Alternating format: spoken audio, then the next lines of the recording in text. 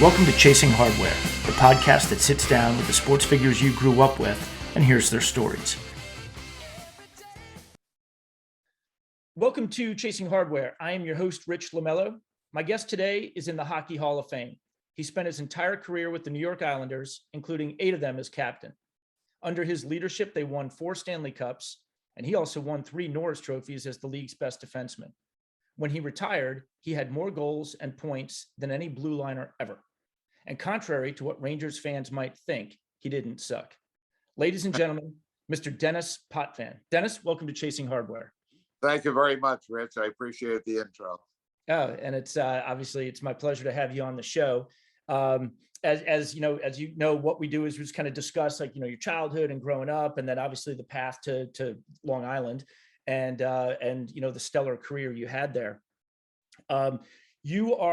It's kind of an interesting story. So you're basically born and raised right in and around Ottawa, but right on the Ottawa River is Hull, Quebec, and that's where you're born. But then you're raised across the river on the Ontario side. Tell me a little bit about kind of growing up and your household and all of that. Well, it's been mentioned several times. People say, "Well, are you born in Hull, Quebec, or are you a Quebecois, or are you Ontario, Franco-Ontarian?"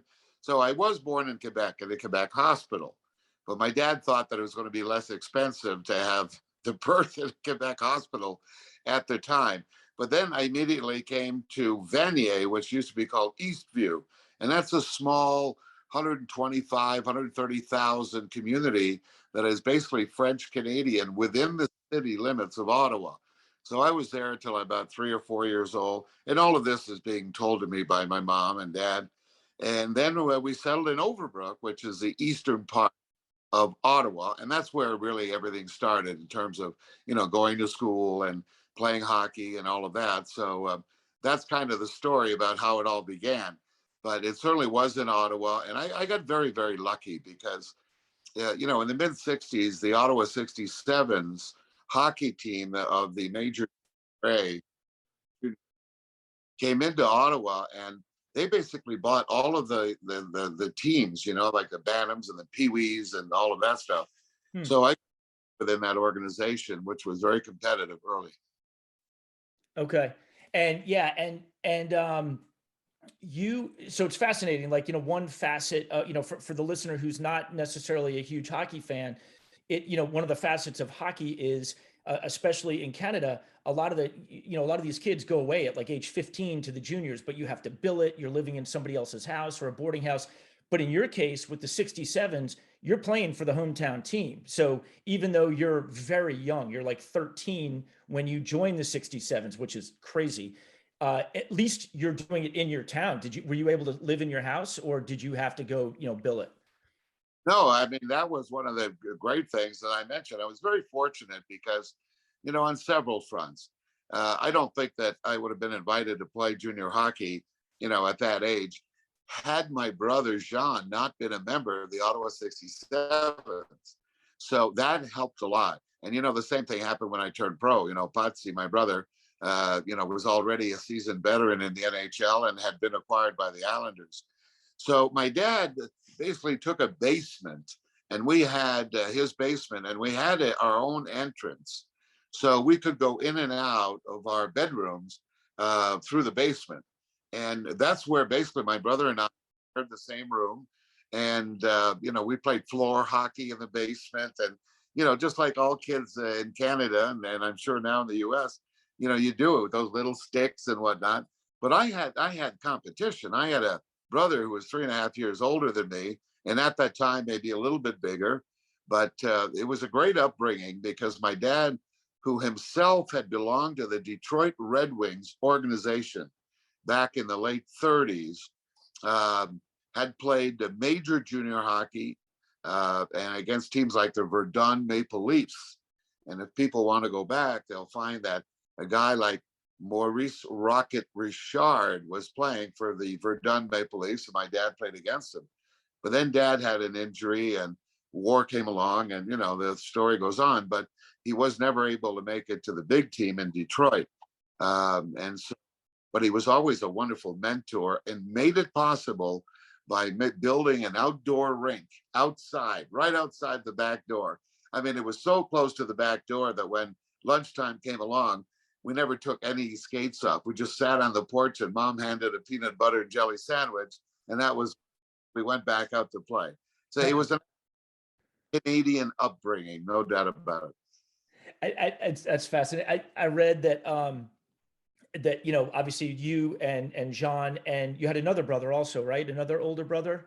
Yes, hi, Bob. We call him Bobble No, and the reason Bobble No, Know, he was the academic in the family. He went to military college, became a major in the Canadian Air Force, flew planes, and whenever there was any question around the dinner table about, who is that guy in politics or who is that businessman, we always turn to Bob because Bob will know. So, fortunately, Bob is still with us. He's what is he, 78? He's like 9 years older than I am. And I'm going to be spending time with him again. I see him every summer when I go back to Ottawa. Oh, that's great. I read that you would, as many of these stories are, there's kind of a basket with hand-me-down shin guards and skates and stuff. And your skates, you would put, I'm fascinated by this, you would put peppers in your skates or pepper in your skates to keep your feet warm. Tell me about that. You know what? I had the thick socks and the skates I wore already toe taped in white because the toe was damaged already. So while my brother Bob had worn them, then Jean had worn them, and then they moved on to me. So they were not exactly the best fitting skates. But, when we played outside for so many hours, I don't know if this is scientifically true or not, but the story certainly is. We would put, pepper in the bottom of the skates and in the socks. And, there's a little burning that came along with it when your feet started to perspire. And I guess it worked because it seemed like we did it over and over again. But we a lot. I mean, listen, my birthday is at the end of October, and I've said this many times. By the end of October, early November, we were already skating at an outdoor rink, and my neighborhood fathers got together and made it possible every year. That's great. And so you get with your older brother Jean playing for the 67s. You get signed to them. So you're, like we said, you're 13 years old, which is just crazy. What was it like being in the locker room with now I know you've probably played, with the older boys, a lot because of your brother, but now you're playing in the juniors with the older boys. Now it's business. What was that like? Was it tough to get accepted? Did your brother have your back? I'm curious about that dynamic. So you ask a very good question, and there's a storyline to it. Yes, my brother took care of me. But he had to. So when the call came that I joined my brother to go play my first game with the Ottawa 67s, my brother Jean telling me the story, and he's told it many times, Dad cornered him. My dad's name was Adama, and cornered him and said, look, he said, I've already talked to our Howard Darwin, the owner of the Ottawa 67s, and Coach Bill Long. Denis will not be allowed on the ice unless you're on the ice with him. And the reason for that is if anybody touches Denis, you're going to kick his ass. So my brother was a protector until I finally told him, I think a year later, I said, look, it's getting a little embarrassing here, so let me fight my own fights. And I became a full-fledged junior hockey player, I think, getting in my first fights. That's great. Well, and speaking of your first fights, I was looking at your stats from junior. So you played with Ottawa for 5 years, right? That's time for junior hockey. Yeah. Well, we only had a 20-year-old draft. Right. So why there were no 18-year-olds going to the NHL like today. So that's why I had to play the full 5 years. Okay.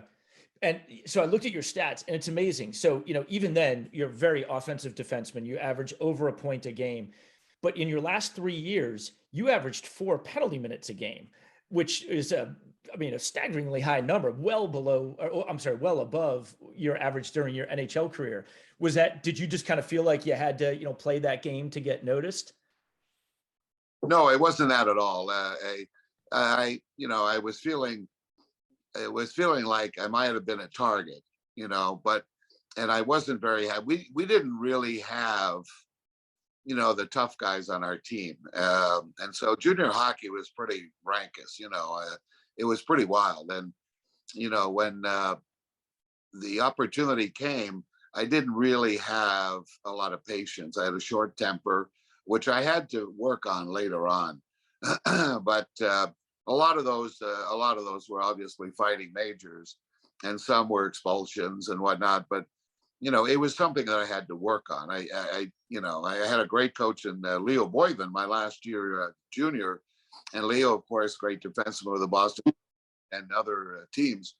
Had made it pretty clear. He said, "Look, if you're gonna play in the bigs, you can't spend time in the penalty box, and you have other things that you could do to help the team, obviously." So, in any event, the fortunate part about it is that I was still able to put up a lot of points, scoring goals and assists. And I think my last year is, I shattered pretty much every junior record by a defenseman in terms of goals and points. So I finally got myself tamed down a little bit. Yeah. And before we leave your youth career, I'm also curious. I believe you were a Canadiens fan growing up, Oh and yeah. Jean Beliveau was your guy. Were there any? But he obviously is a centerman. Were there any defensemen who you kind of modeled your game on, or? Yes. I think the Jean Beliveau was probably at a young age. I always thought being the captain of a team was really, really special. So in my youth, watching the Montreal Canadiens, and we used to watch them every Wednesday and Saturday. And René Le Cavalier was the broadcaster. He spoke beautiful French. It was great. But I think that I idolized Jean Beliveau. At least I know I idolized. I got to meet him later on in life. And he was just an unbelievable gentleman, respected as a captain. Just to me, just a wonderful role model. Always stood straight, such a beautiful man, I thought. But the question you ask is a very good one, because I didn't want to play forward. I mean, wing or say, didn't. I felt that control of the game was from the back line. And who was the guy that played with Jean Beliveau that was controlling the game? So Doug Harvey was very much a defenseman that, when I saw him move up the ice and move that puck around and the passing, and, it seemed like he took his time, yet the game was fast all around him. But Doug Harvey had a way of bringing the tempo down. He controlled it. And to me, it was amazing as a young kid to watch. And then I started looking and I thought, gee, I love that. But I like J.C. Tremblay a lot. For people my age who remember J.C. Tremblay, he had a funny skating style. It wasn't all that big, but he handled that hockey stick. He would poke the puck away, always had that tripod, the two legs that stick out in the middle, always had that perfect positioning. And most players who tried to get around him, somehow J.C. Tremblay could just reach out and snag the puck away. We've already established that I was pretty physical. I liked that game. I played football at Rito High School, and at one time thought that, that's what I want to do. I want to go to U.S. college and play football. I like the aspect of it. So that's where Leo Boyven came in. And he ended up being my coach my last year junior, and literally taught me how to better position myself. But maybe the most important thing for a defenseman in hockey is patience. Wait for the right moment to make contact. And that's where my hip check came in. And I think that over the years, I got to be known for the hip check. And so those three defensemen put together was kind of like the dream defenseman, if you could do a little bit of all of that. Sure. Okay. That makes sense. So 1973 comes along. You are the first pick in the first round. You are the number one pick overall to the New York Islanders, who've just finished their first year. They're an expansion team. And as all expansion teams do, they struggled. They went through two coaches. Bill Torrey's the GM, and he decides we're going to move on from these two coaches and brings in Al Arbour. And so you're the number one pick. Al Arbour comes in, and Arbour's interesting. I want to hear about him. He wins 3 cups as a player in the early 60s in Chicago and Toronto, and he's tough. He's a shot blocker in an era with no helmets and no face masks. He lays down in front of shots, which of course he's going to expect from his guys. And then he's the first, or one of the first captains of the St. Louis Blues. I can't remember if he's the first one. He comes in as your coach. What was it like coming in as the guy, the number one overall pick? You've got this new coach who's tough. Your brother's on the team. Tell me about that, kind of experience coming into New York. Well, it was really, it was fantastic, really. When I got the call from Bill Torrey, to go to Montreal, it was really a family affair. It wasn't until, we got to Montreal that it became evident, and the New York Islanders had also made it quite evident that I was going to be their number one pick, and they had the first pick. So it was probably the most important part of my life, thing in my life at that time. Just like, you asked me now, if you were to ask me what was the most important day of your life, now that I'm 68 years old, I would say, it's sort of an unfair question because there's so many high points. And that was my first, really, probably the second high point. First game as a junior for the Ottawa 67s was probably the first high point. So it was a great day. My family was there, and there's a lot of stories that go around to it. I'm sure you'll get to them, but it was a very interesting time because the Montreal Canadiens wanted my pick, being French Canadian. And Montreal for many years had the right to pick the first two French Canadians in the draft. So when you think about Réjean Houle and Mark Tardif, and it goes on and on. It was in the early 70s that was taken away from the Montreal Canadiens because it seemed to be unfair. They did it at the right time, because the league did it at the right time, because in came Gilbert Perreault, Marcel Dion, all of these guys. So like I said, at that time of my life, being in Montreal and going through the process was just marvelous. Yeah. And yeah, you touched on it. The word was that Sam Pollock of the Canadiens wanted to trade just a basket of, kind of experienced players to the Islanders for the rights to you. Basically saying to the Islanders, you can become a 500 team immediately with these, 4 or 5 guys. We'll take Denny. But Torrey kind of smartly said no. Is that how it was translated to you? Well, Bill Torrey told me this story many years later, but that's how the Montreal Canadiens, I believe, I might be off, I don't know, but it's how they got Guy Lafleur, because I think Lafleur was a very high pick, maybe number one at the time, but he belonged to the Oakland Seals, and so he would have gone to the Oakland Seals, and at the time, Sam Pollock was able to make a deal, and again, the accuracy of my comment is not. I don't know, but I will tell you, the story goes that, that's what Sam Pollock did with the Seals. He offered them some seasoned veterans who probably were a combination of NHL, American League. You know how strong the American League was back in the 60s and 70s. And so they were able to get the pick, and they picked Guy Lafleur. So they were trying to do the same thing. And Bill Torrey told me, he said, leading up to the draft day, Sam Pollock took him around the hotel draft was being held, and every time he took him around, Sam Pollock offered him another player off of the Canadian roster that had just won the Stanley Cup. And he said, Denny said they were kiddo. Bill always said kiddo. He said, kiddo, Sam offered me, walked me around the building 5 times. So we have to assume that there were 5 players, current NHLers, that had been offered to Bill Torrey for my pick, and Bill just said, kept saying no. So in any event, there were a lot of things involved. I mean, there were scouts, Jimmy Devellano, great hockey man, started in St. Louis, probably suggested that Al Arbour be the coach of the Islanders, but the scouting staff, absolutely, and this I got from Jimmy Devellano many years later. There was just no doubt. I mean, Jimmy Devellano first saw me play as a scout in the NHL when I was 14 years old. So, it followed me all through that. So anyway, I was thrilled. But there is a little bit of a caveat to all of this. You know that. No, what's that? Paul's my brother. Right. So, excuse me. So, of course, in 1972, everybody knows that the World Hockey League came into existence and had taken a lot of players, a lot of veteran players, Davy Keon and guys like that all went over for the Yeah. bigger. Cheevers, Mahavlich. Oh, yeah, just on and on. Bobby Hull, of course, a great story there. Um, but for some reason, my rights belonged to the Chicago Cougars. And a very, very experienced and very good defenseman in the NHL named Pat Stapleton was going to be like one of the senior players on that hockey team.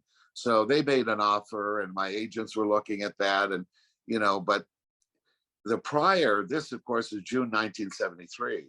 So we go back a few months to March 1973.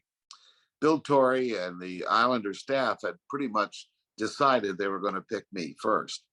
So Bill Torrey, of course, was, I think, concerned that there was a pretty good offer and a lot of money involved in going to Chicago Cougars of the World Hockey League. So I always felt, and at Bill Torrey's memorial when I spoke, the theme I took was, in explaining Bill Torrey, was that Bill Torrey just seemed to know. He just knew. He knew how close my brother and I were. And we played together in junior. We lived in the same basement downstairs for many years growing up. So he went out and made a trade with the Philadelphia Flyers in March of 1973 and sent Terry Crisp back to Philadelphia for the rights to my brother. So Potsy, all of a sudden in March, was a member of the New York Islanders. Well, of course, that locked it. And Bill knew. He knew that we were very close. And there's no way I would have gotten to the World Hockey League. I mean, I basically was going to be an NHL player. It's just the way I grew up. But that's all I watched, But Potsy being there made it very, very easy, or a lot easier for me in the transition. And Bill knew about how close we were. So I thought that was a great move by Bill Torrey. So even before the draft, whatever Sam Pollock was offering Bill Torrey, he was not going to bite. Right. Oh, that's interesting. Yeah. Well, yeah, it shows you, it was kind of like a premonition, like, or whatever you want to say, of like, his shrewdness, for the team that he was about to build. And so, and what's fascinating is looking at that first year. I mean, you guys are, I think I saw you were like, you didn't make the playoffs. You're 19, 41, and 18. Right. So obviously not winning a lot. But already there, Billy Smith, Chico Resch gets a couple of starts. He's not, Jerry Desjardins is the main goalie with Smith, but Resch is there. Your brother, Lorne Henning, Bobby Nystrom, Jerry Howitt. I mean, it's amazing how in 1973, you've already got 7 or 8 of the guys who are going to be on that first Cup team 7 years later. It's amazing how that team started to build so quickly. Well, the first draft pick was Billy Harris.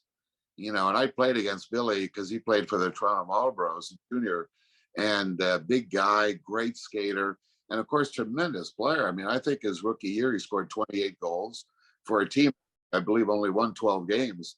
And Billy was very, very good. I think, I like to look back in 1975 and, you see Billy Harris scoring a lot and being part of a power play that I think we were over 30% on the power throughout the whole year. And for as far as I'm concerned, Billy Harris was the forward. We didn't have Trotch, we didn't have Clarkey, we didn't have Boss, any of those guys yet. But Billy Harris was a tremendous find. So again, Bill Torrey, got the cream of the crop. And so you're right. The early years of the Islanders, it's amazing. I mean, you think about 1975, when we first made the playoffs, that was my second year. And we had the incredible win against the New York Rangers in the first series. He made a trade to get JP Parise and Jude Druin. My goodness, those guys were all on the ice. And JP, of course, scored, the famous goal in overtime against the Rangers for us to win the series. And they were not only good players and veterans, they were great guys. The veterans on our team, like JP and Jude, and of course, our captain, Eddie Westfall, today I call him my captain. I mean, he was one of the great human beings. And of course, winner with the Boston Bruins. So, he had all of that going to him, plus a great personality. And sometimes older players, to be honest, the acquisition of an older player, you think it's going to bring maturity to the dressing room, or it's going to bring all these other things, and they're going to help boost the younger players. Well, you better know the character of the older. Looking at older players in their last couple of years in the league, they become very selfish, and they're not about to share a lot with a young kid who's about to take their spot. That's just normal. Okay, that's just life. But these guys were the opposite. So we won 75, but Brian Trottier practiced with us in 1975. He never played, but he had been drafted. And then in 76, well, before that, just before that, we had Clark Gillies that came up. I got a good short story about Clark Gillies. I kind of built square, I mean, the scale was never my friend. So after I get drafted, the first year, we have a decent year. We didn't make the playoffs, but I'm leading up to all of the Hall of Famers that were drafted over the next several years. So Bill Torrey says to me, he says, "Hey, kiddo, boy, you're going to love this kid we drafted. Oh, yeah, he's from Western Canada, and his name's Clark Gillies. Denny, he's got shoulders shoulders bigger than you, but his waist is a lot smaller." So that was Clark Gillies, a Man Mountain, who, of course, Hall of Famer. After that, boom, Brian Trottier comes along, this little short guy, with a round face, and he couldn't shoot the puck, as Mike Bossy said. He couldn't break a pane of glass with his shot. That was Trottier. And then came along, Bossy after that. And right away, you take a look. That's what, 5 Hall of Famers in a row, boom, and that you're drafting. And then, of course, the various ways. I still couldn't believe it how they did, but Bill Torrey knew. And then you got the stories of John Tonelli and Bob Bourne and Bobby Nye and everybody else you mentioned. Hey, there were 16 of us on all 4 Stanley Cups. It was a great organization that built well through the draft. Yeah. Yeah, it's amazing watching the progression, like you said, Gilles and then Trottier, and even in between there, even though he didn't come for another 3 years, Kenny Morrow's drafted in 77. So he's going to go off and play at Bowling Green and obviously play for the Olympic team, but he's in the pipeline all of a sudden. And then, Bossy, it's just incredible how boom, boom, boom. It all came together. Oh, hey, listen, you got to give a lot of credit to Al Arbour. I mean, you talked about Al Arbour being chosen by Bill Torrey. I remember it was on Old Country Road in Long Island, and that's where the Islanders had their offices. So when I came into the Islanders after training camp, which we had in Peterborough, Ontario, teams did that in those days. You would have your training camp in Canada and then come back to the city. Al Arbour asked me to come in his office. And he, without saying a lot of words, just saying, "Hi, Dennis, nice to meet you," and all that stuff. But he says, "Look, I want to have you watch a video."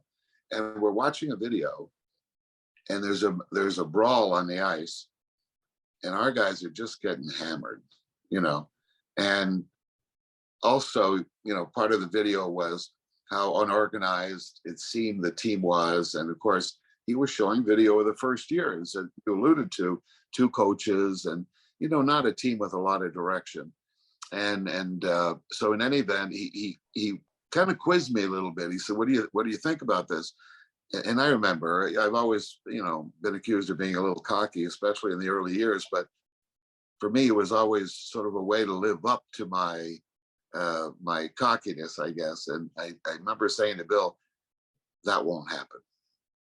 That won't happen again." I was very confident. Things had all fallen in the right place. I was very anxious to play in the NHL. I was 20. That's a very important part of it. I'm still against the 18-year-old draft. I don't know why they do it, but we meaning all of us drafted as 20-year-olds were much more mature physically and emotionally than, of course, an 18. So that was kind of the beginning of Al Arbour setting the tone. And there's one thing that he said to me personally, and I know he said it to almost every other defenseman. He said, "Look, Dennis, you like to carry the puck. There's a time for that. There's space for that. But," he says, "always remember, if you're in good position defensively, you'll be in good position offensively. And all you got to do is look at Victor Hedman, you know, past Norris Trophy winner. He gets in the offensive zone. You don't have to force the offense. You got three forwards who want to do that. You want to be there to manage the offensive zone from the blue line.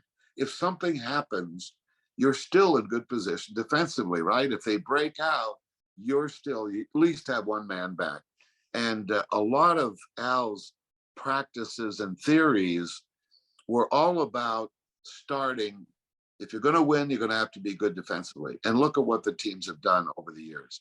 You know, we marvel at how Tampa was able to shut down the opponents.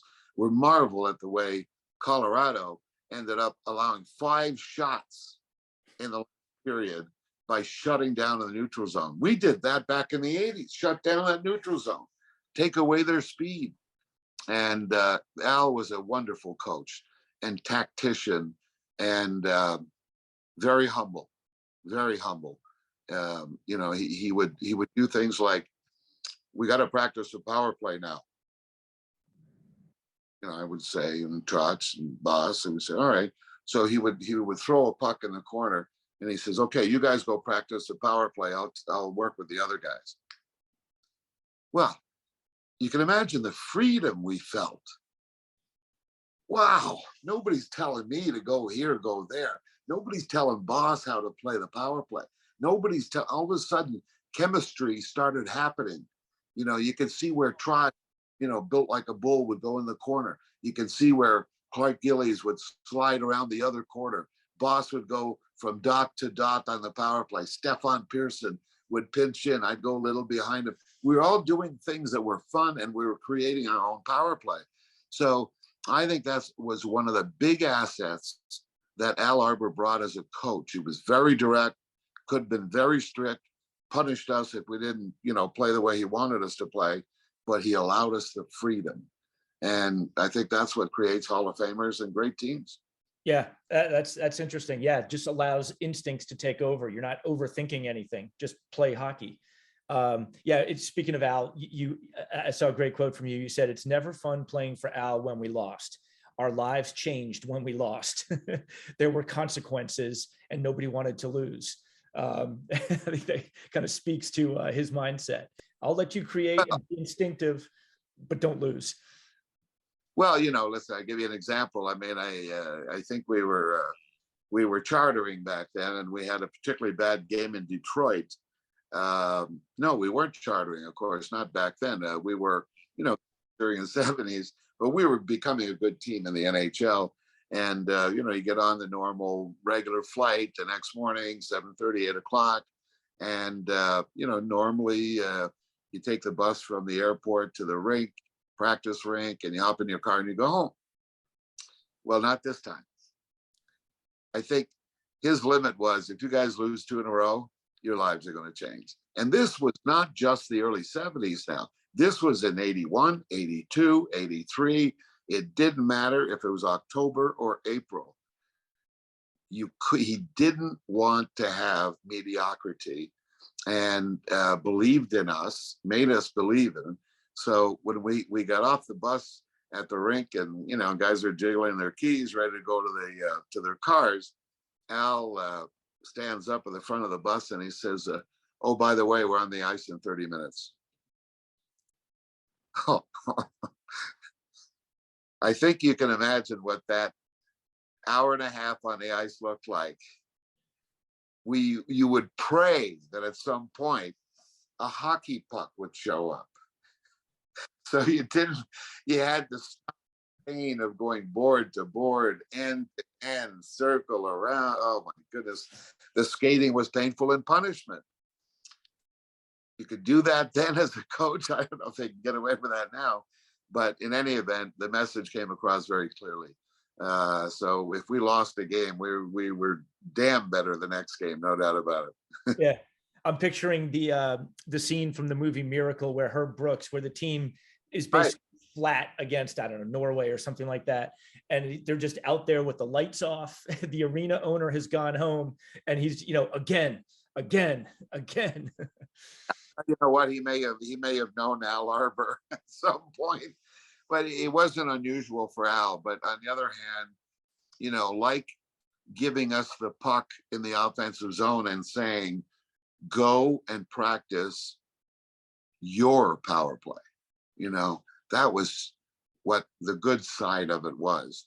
If you gave it your all and he wanted it in practice, we used to fight in practice. We had fights in practice. Guys were competitive. Sure.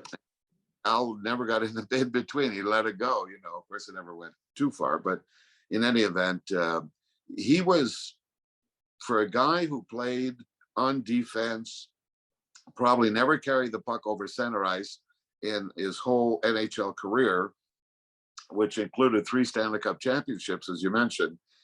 He was adept at trying to find the best of the best in each one of his players. He would never, he said one time, I don't know if it was my second or third year, and it was my third year when I won my first Norris. The power play was such that he didn't want anybody to carry the puck in. There was always a certain play that we could go and put the puck off the corner boards, get the right bounce, have 2 guys going on it, overloading where the puck was going to be. But when the puck was shot in, guys were going in full speed.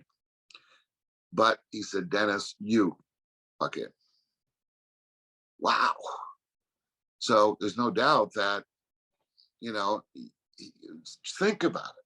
When someone gives you that kind of responsibility and freedom, you're not going to screw up. You're not going to screw up. And, I had good success and, and good size as well. I played about, 210, 212 for sure most of my career.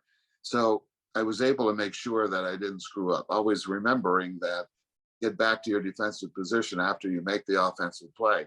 But zone entry was the most important thing. So we have various ways of being able to do it. Al was very good like that. Yeah. Yeah. And you mentioned that 75 season. I think that's for a lot of hockey fans, that's when like your guys, the Islanders' arrival was announced, right? You beat the Rangers, then you're down 3-0. You beat the Penguins 4-3. You almost do it again with the Flyers. You're down 3-0, and you take them to 7 games, but you lose, and then they win the Cup.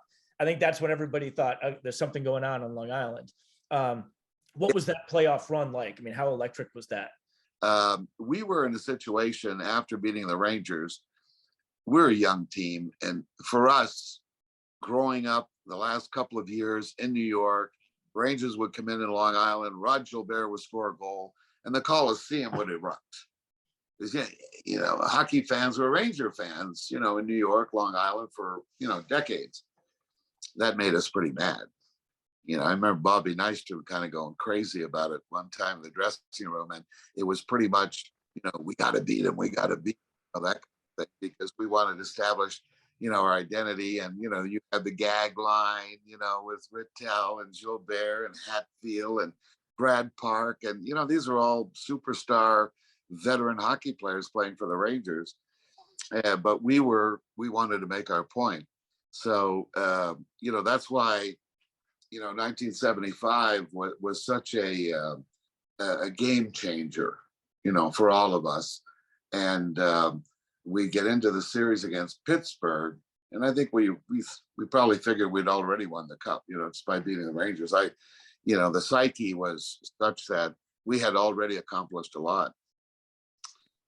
So we're on the ice practicing after having lost the 3rd game in a row against the Pittsburgh Penguins. Al Arbor comes out on the ice. And remember now, this is 1975. We got Eddie Westfall, we got Jude Drew and J.P. Parise. We got some real veteran players there. And of course, some young bucks like us. Al calls us to center ice at practice, and he apologizes. And we're going like, I mean, I don't have a long career in hockey at that point, a couple of years in the NHL and junior hockey. I never heard a coach apologize. But when it's when J.P. Parise, who was like 35 years old at the time, came around, and in French, he said like a swear word, and in good old J.P. terms, he said, "I've been around a long time in this, and I've never never heard a coach apologize to his players. And that struck me, and still today.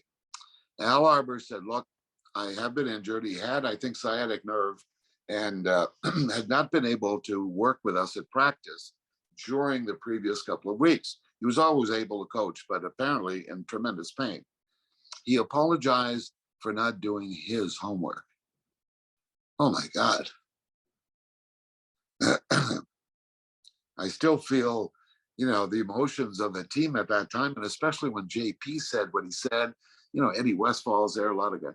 So the next game we went out, and we knew we had nothing to lose, obviously. And then it was game 4 in Pittsburgh. And what I remember is Captain Eddie Westfall saying, don't give him anything. Don't give him nothing. Don't give him nothing. Or don't give him anything. So we're in Pittsburgh. Not only do we end up winning the game 1-0, but it's Eddie Westfall who scores the goal late in the game. And Chico Resch was in goal, played unbelievable, stopped Pierre LaRouche on a breakaway late in the third period. Things had started to come together. And if you don't have a belief on the bench, you're not going to execute on the ice. And I think that's what happened. Al Arbor gave us, the belief that we could do it, and he was counting on us in a sense. And the apology was probably the greatest speech I've ever heard. What happened? And then we went on, of course, and almost beat the Flyers. So it was the same thing. The respect that we had as a team, filtered down from Torrey to Al, but also from the great veteran players, like Eddie Westfall and JP, down to guys like me. It was a great opportunity to understand the pro game and understanding what believing in yourself and your teammates means. It was a great time. It was a great time in hockey for me personally. Great breakthrough. Yeah. And in that kind of 5-year run from 75 to 79, before you start winning your cups, you win 3 Norris trophies. You're Right. putting a ton of points. I think you're the only defenseman besides Bobby Orr at that point to have ever scored 100 points in a season. And in those 5 years, you guys go to the cup semis 4 of those years. So you're knocking on the door. In 79, what seemed like a bad moment obviously becomes the springboard for a great run. In 79, in February, you're playing at the Garden, and you hit Ulf Nilsson, and Right. it's a clean hit, not even close to being a penalty. He breaks his ankle. And obviously the Rangers fans are incensed, and they start, chanting Potvin sucks and all that. Nilsson quickly comes out and says that, you're a clean player. It was a clean hit. He blames it on the ice at the Garden, says that, the ice was never good, that it's, they play basketball there and have circuses there. But obviously, as as one of my sons said, you have been living rent free in Rangers fans' heads for 40 plus years now, ever since that moment, which I just think is good. Feel that line. That is a great line. But they that year beat you guys in the playoffs. They probably think but they go and lose to Montreal. But from then on, that's the last series you guys lose for 19 series. That series to the Rangers. Tell me a little bit about that. I mean, obviously, what you were thinking when all that was going down, and that season, and then the springboard to obviously the beginning of the big run. Well, to start with Ulfie and Anders Hedberg were great players. And we knew that the Rangers had gotten on and, signed 2 players that could make a big difference. Of course, you had Phil Esposito on the team and Brad Park. They had a lot of, they had a very, very good team, and possibly, could have won. They ran into a very seasoned Canadians hockey team as well that had been on a run of winning, 3 consecutive Stanley Cups, right? Yep. Losing Ulf was big, and I think Ulfie did come back and play some in the finals because the injury was back in February.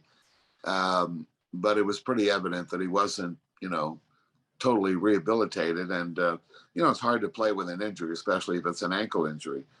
And OP is right. And every New Yorker will know that, in the 70s, they used to take the ice out at Madison Square Garden. to have your circus, elephants going around and all that. And, it's the greatest arena in all of the world, I think. And everybody, is probably going to agree with that. But it did cause a problem for hockey because taking the ice out and put it back in, that the ice, like anything else, seasons over a good amount of time. You would have to add an inch to the ice if you had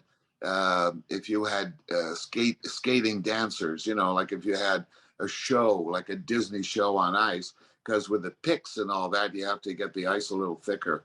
Then you shake it down to be able to have the kind of ice that's required for hockey.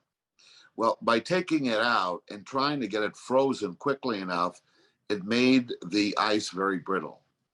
And it was not the first time that play would have been stopped to try and repair. Everybody's seen, referees and linesmen on their hands and knees, putting chips of ice or snow on a bare spot, and then taking the hockey puck and kind of, softening it up. Well, that was dangerous for both teams. And in this particular case, that's exactly what happened. I mean, I went into Ulf to hit Ulf because he left himself in a vulnerable position. He had me beat. I mean, he had the inside-outside move and he had great speed. He had me beat, but for some reason, he made the decision to pause in the corner. And you see with the video, I was quite a ways away from him. But when he paused, I didn't have to go towards the net, my own net, to protect the corner or the post. I then went at him because the first thing you want to do with a guy like Ulf, Wayne Gretzky, any of the great players, you want to try and get them to make a play before they're ready to make the play. Do you understand me? You want to go at them so that they rush the play. Then the pass could be off or whatever else. And that's exactly what happened. I went at Ulf, but what he did is when he saw me, he did a spin to try and spin away from me. And it ended up being shoulder to shoulder. Everything was fine, except when you look all the way down, his skate was caught in a rut and the ankle didn't turn with the rest of the body. And I think you'll see the aftermath. It's not like it started an all-out brawl or a war or things you saw a lot in those days. If you hit a guy with a check, the bank would empty. I mean, that's all there was to it. Didn't happen that way. And I stayed there with a stick on my knees, and I kind of looked down, and I couldn't quite figure what part of his body was hurting. I didn't know. It probably should have been a shoulder or something like that, but it wasn't. So anyway, moving on. What happened after that is, we lost to a team who really played well, the Rangers. So they beat us in '79. But I think what the Potvin sucks thing became a chant, not only because of that night, but I then became captain of the Islanders in 1979. And we won the Stanley Cup 4 years in a row. And every year we had to beat the New York Rangers in one of the series to get to the Stanley Cup. Well, that made it even worse. So now I think the frustration and all that, but whoever started the chant 40 years later, I want to say, thank you. Thank you. Absolutely. I mean, there's nothing like it in sports. I was really thinking about it for a long time, and there's nothing like it in sports. And I might have to add a little bit to that. There's nothing like it in sports. That's why I say thank you, because it's all good. The Potvin sucks chant, I hope lives on forever. And I'll tell you why. I spent a lot of time in Manhattan. You may have read in the early days. I like to go into New York and, spend time. To me, it was, the greatest playground in the world, and still is probably. Hopefully it gets back to that. But I can say with total honesty, I have met a lot of Ranger fans, whether it be in a restaurant or on the street or at a concert or, whatever it is, whatever it was, even back then and still up until now. Never has a Ranger fan been disrespectful. Never. Face to face, it usually starts, you're Denis Potvin? And, and then of course I'm stepping back like, well, if he throws the first punch, I got to step back a little bit, but it's never happened. And every Ranger fan I've ever met off the ice, and not like while I'm playing in the building, complete respect. And I really appreciate that. And it's always been the same. So we have something going, and sincerely, I hope it continues. Yeah. Yeah. And I think you just touched on it too. I think it's all rooted in respect. So that's how they shake out, which I think is pretty cool. So then that year, you just touched on it. Clark Gilles is the captain, Yeah. and basically hands the C to you going Right. into the 79-80 season. And I'm always curious about the dynamic about that in the locker room. Is that just one of those things where he's like, look, I know I'm a good player. I know I'm a Hall of Fame player, but I feel like you're more of the captain type. Is it that type of conversation? Is it a player vote? How did that happen? And then how did that change your game going forward? Okay, well, I'll tell you exactly how it happened. After the '79 season, we had basically won what today is the President's Trophy. We had been the best team in the NHL in a matter of points, and Clarkie was captain of the team, and that was a popular vote in the dressing room. And so nobody disputed it because Clarkie, God rest Clarkie, a wonderful guy, a great guy. And I don't know how you view Clark Gillies. He was big, he was strong, he was tough, he could fight, but the courage that he showed, throughout his career, protecting the rest of us, allowing the Bossies, Traches, myself, not having to get involved like I used to in junior, because we didn't have a Clark Gillies on our team back in junior hockey. And as we spoke about earlier, I was the guy probably. And so in any event, Clarkie was a wonderful human being and a great player. And also, I believe at that time had been a Hall of Famer, had been not a Hall of Famer, but had scored over 38 goals playing with the Trache Bossi line. So here's how it came down. At the end of '70, we have, what you might consider an exit meeting. So we're all in the dressing room, and I guess Clark had already spoken to management, and he stood up and he explained that he was honored to have been captain, but that it was just too much stress on him, and that he felt, that maybe in the best interest of the hockey team, it would be better if someone else became captain. And shocker, revelation, because everybody loved Clarkie. I mean, he's the man. And it wasn't until sometime after that, that I was called in by Bill Torrey and Al Arbor in the room. And that was not a nice feeling. You never like to go see a GM and a coach, and you're by yourself, and it's one of those things where you walk in the room and you don't really close the door, you keep it a little bit open so they need for a quick exit. And they told me two things, which was probably another greatest moment of my career and life. So they said, Denis, how would you like to be captain of the team? Are you kidding me? Jean Beliveau? Are you kidding me? Yes, I want to be captain. And then one other thing. We traded your brother a little while ago, the Cleveland Barons. It looks like Potsy wanted to retire from hockey, but we're going to offer him a contract to bring your brother back. Remember, my brother had been traded, I think it was '78, something like that. Wayne Merrick, who again was a former teammate of mine in Ottawa, came on the team, and Wayne, of course, fantastic, one of our guys in the middle during the Cup years. So I guess Bill knew, and again, it goes back to Bill knew. He knew that I missed my brother, and he knew that he and I were in conversation, and I knew my brother wasn't happy, in Cleveland, and we're half Cleveland, half Minnesota. So that day, I learned probably the best two pieces of news, ever at that time. So I became captain of the team, but I think I made it very clear at the time, and still do. I wasn't the only captain. I mean, I had the C, but Clark Gillies was still very much captain. Mike Bossy was very much captain. Brian Trache was very much captain. Bob Nystrom, leadership, very much captain.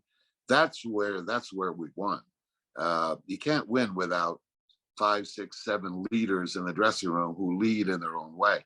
So it became, I think, more than me becoming captain, it became a settled issue. Everybody accepted what Clarkie had to say. Clarkie wanted to move on and play hockey without, the his perceived pressures of being a captain, whereas I relished it. And of course, my guy, Jean Beliveau, I can tell you the vision I had, and you don't need to ask me. I can bet you can see it. First time I raised that Stanley Cup is a great picture of Le Gros Bill, Jean Beliveau, raising the cup, number 4 on his jersey, skating down the Montreal Forum.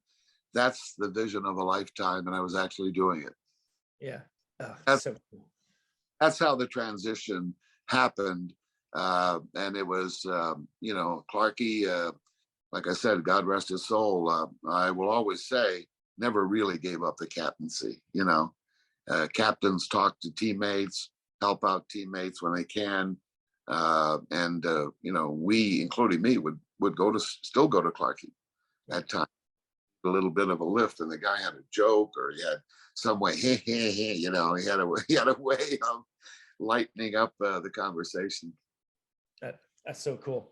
And that season is fascinating because, like we talked about a few minutes ago, so there's transition at captain.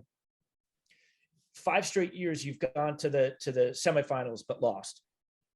And then in this particular year, you guys have a tough year. You're hurt for a good chunk of the year, and you guys are under 100 points for the first time in 5 years. So it's actually kind of a disappointing year, but you're in the playoffs.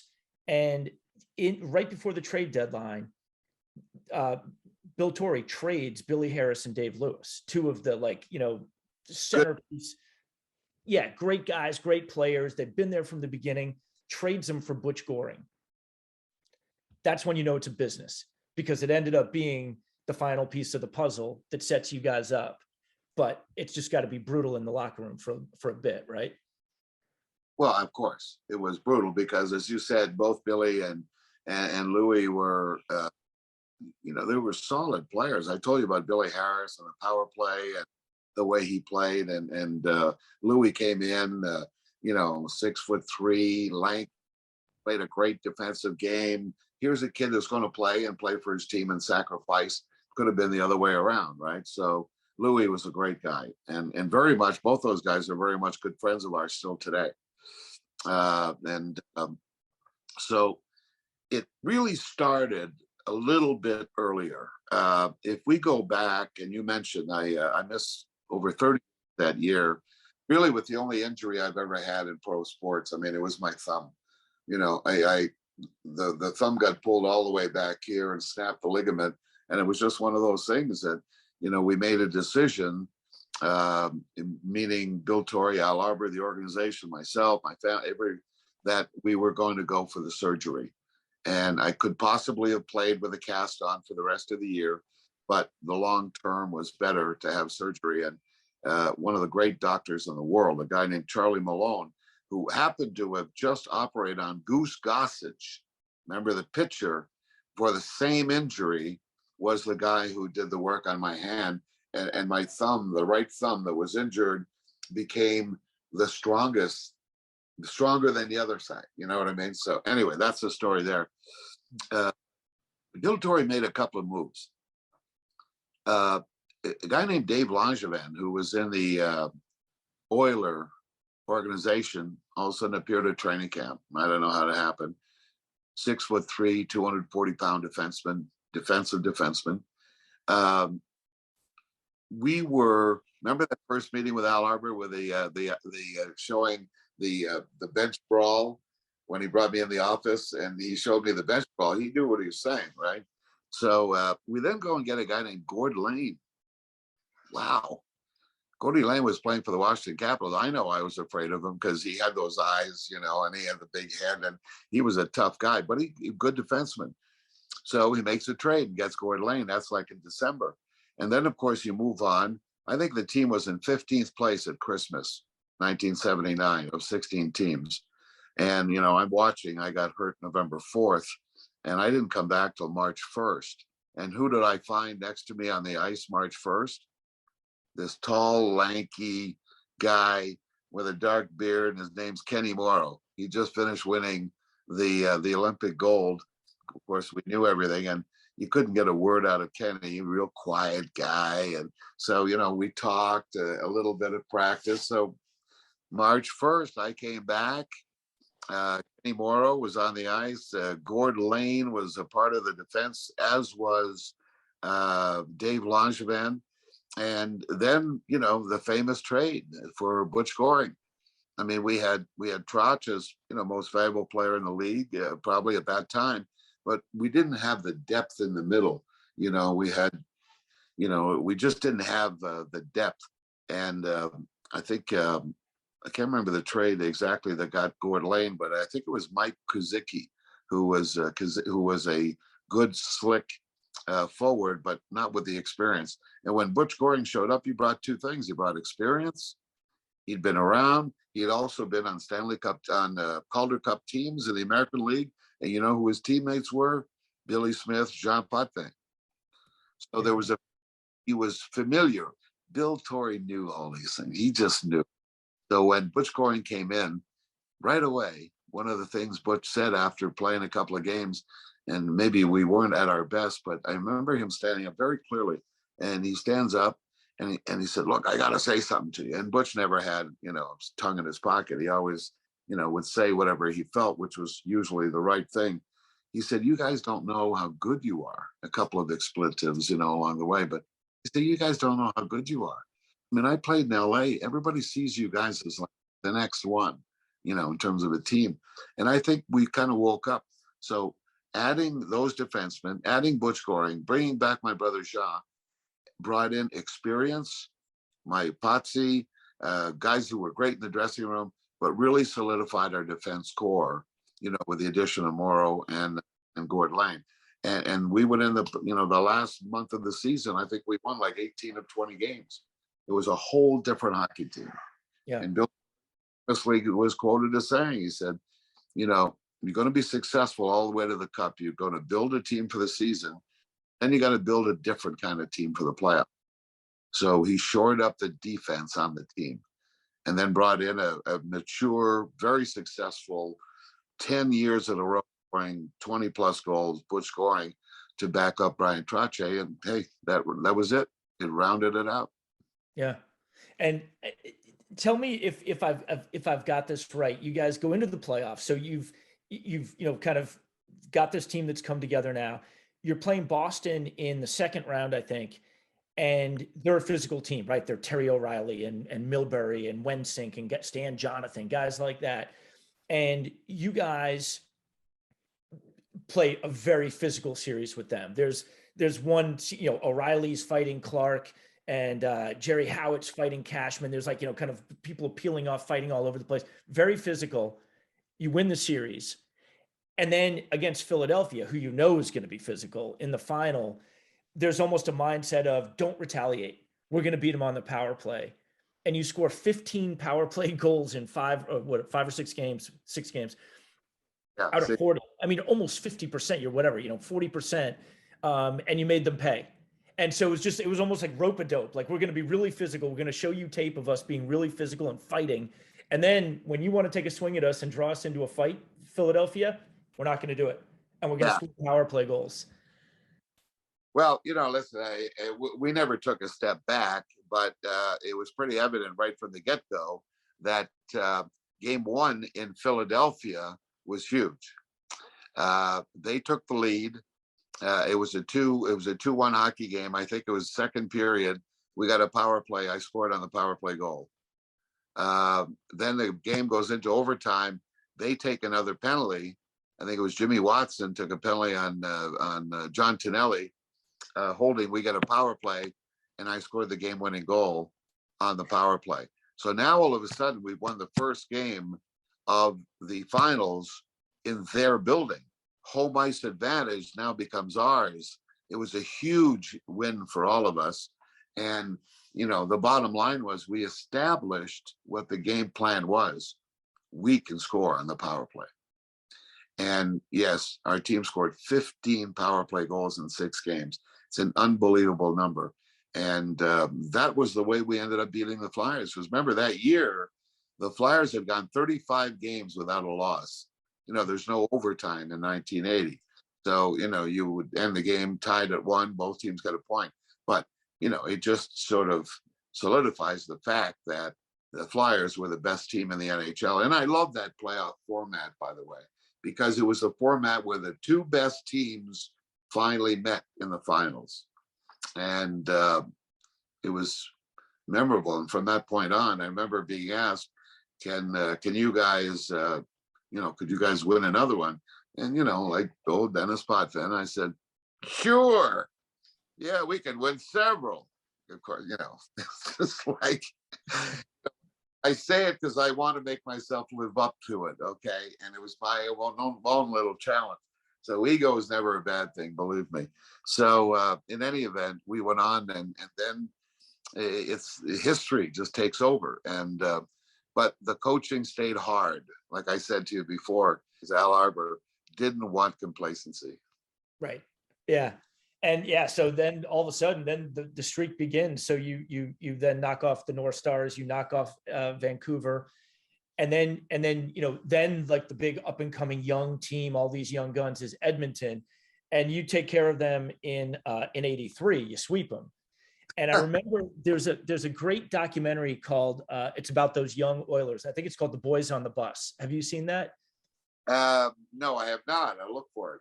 Yeah, it's great, and it's partly footage from then, from the early '80s, but then it's also as told now.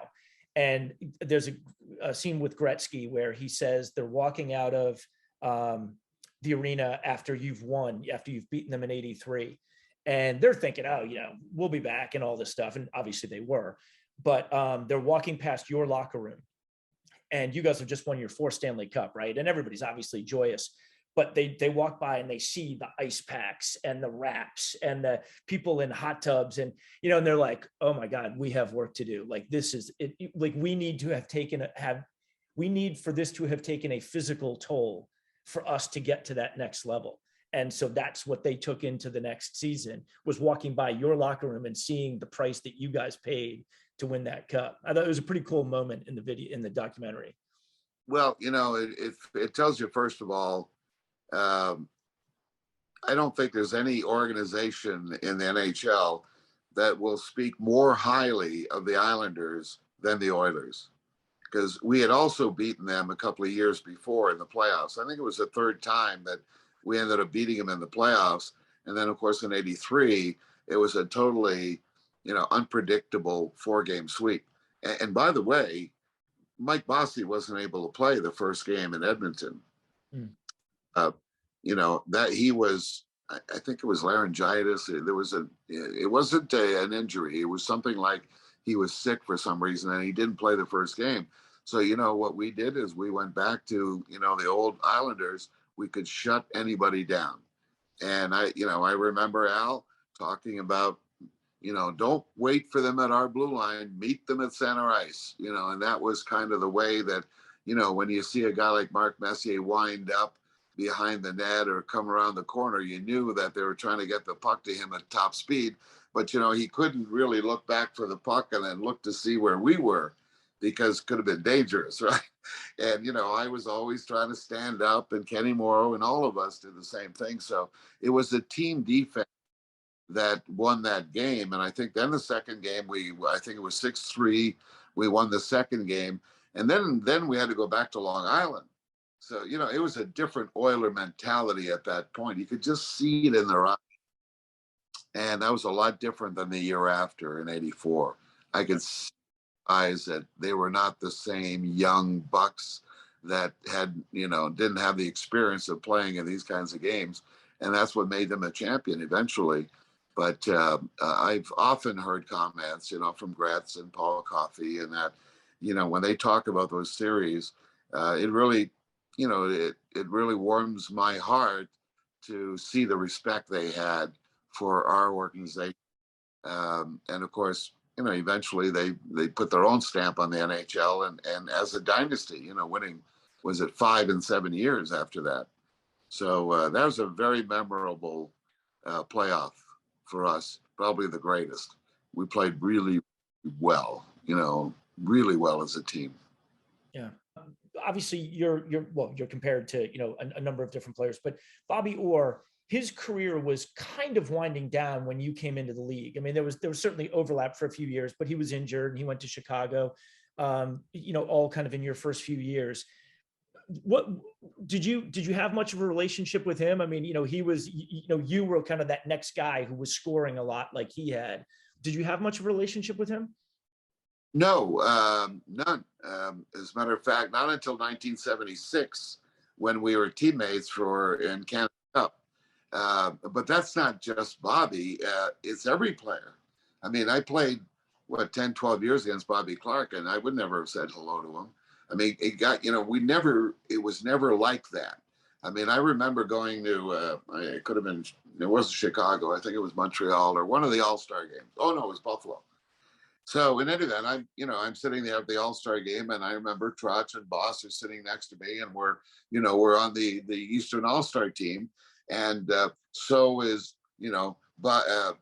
Billy Barber, Bobby Clarke, and Reggie Leach. And then you got the Bruin guys over there, Middleton, and whoever else, and they're sitting there. The brothers are sitting there. We're sitting here in the dressing room. Nobody's saying a word to each other, And then the magical thing happens. The puck is dropped, and Bobby Clarke made an incredible play. I slide into the slot. He hits me with a pass, and I score a goal. And it was magical because when you think back on it or even look at it, if you saw the dressing room, you would say, these guys won't play with each other. They hate each other. Well, that's true. We all didn't like each other as hockey players. But once the puck was dropped and everybody with the same jerseys on, we became, these wonderfully competitive people that are, in the NHL. It was a great moment, I remember. But with Bobby, it was the same thing. I didn't know Phil. I didn't know any of those guys.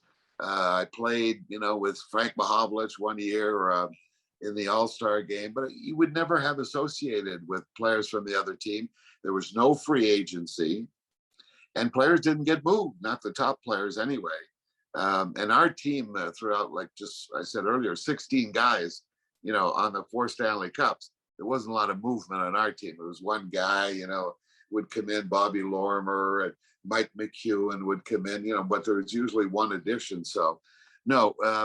But on the subject of Bobby, there was never any relationship really until 76. And after that, it was that too was over like everybody else. But since then, Bobby and I have become very good friends. He's down here in Florida as well during the season, the winter season. But it's just the way it was back in those days, and the relationships that I have with, many of the alumni now all developed, from being together, maybe, seeing you at the All-Star game, but, it was afterwards. Sure. Peter Mahovlich will call or something, we all have things. And Bobby, and Bobby is, I don't know if you ever met him, but he's probably the most generous man you've ever seen. And particularly he'll do things for everybody. And Bobby has been a great, great help throughout the couple of years when my brother really struggled with his health. And Bobby would come down or come up from Jupiter to visit my brother. And just, you can imagine how that made my brother feel. So that's the kind of guy that he is, and a good friend. So I think overall, guys that shared a lot together, meaning winning and losing and being pros, we all come from the same mold.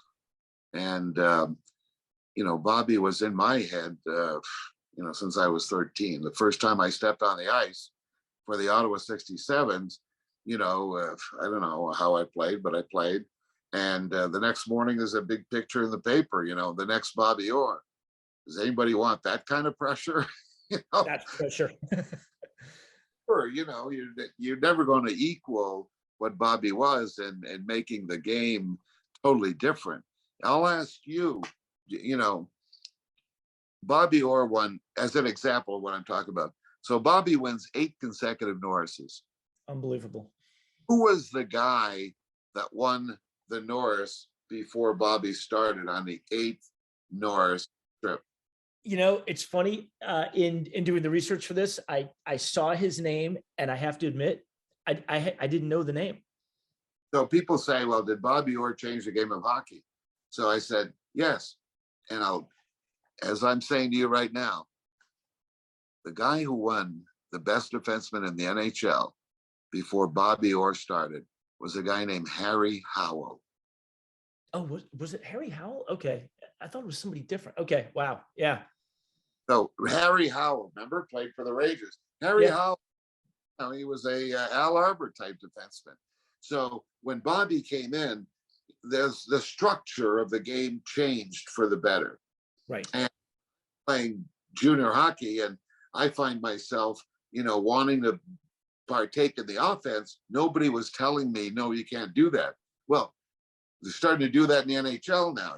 Then Brad Park was there as well. So now all of a sudden, Brad had to play head to head against Bobby for years.